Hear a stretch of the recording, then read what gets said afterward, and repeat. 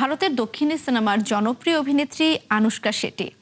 অভিনয় জগতে আকাশচুম্বী জনপ্রিয়তা থাকলেও এখনো বিয়ের পিঁড়িতে বসেননি তিনি। এবার জোরালো হয়েছে আনুশকার বিয়ের গুঞ্জন। পরিবার থেকে চাপ আর সেই কারণেই নাকি জীবনের নতুন অধ্যায়ে পা রাখতে যাচ্ছেন অভিনেত্রী।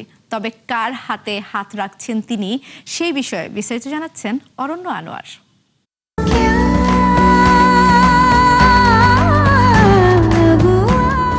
অভিনয়ের পাশাপাশি দীর্ঘদিন ধরেই ব্যক্তিগত জীবন নিয়ে আলোচনায় দক্ষিণী অভিনেত্রী আনুশকা শেঠি।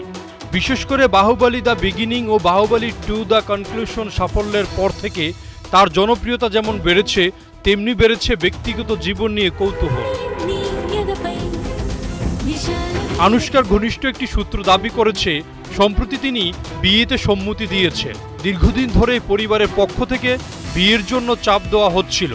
অবশেষে সেই সিদ্ধান্তেই নাকি সায় দিয়েছেন তিনি। তবে কাকে বিয়ে করছেন এই অভিনেত্রী, এ বিষয়ে আনুষ্ঠানিকভাবে কিছু জানা যায়নি।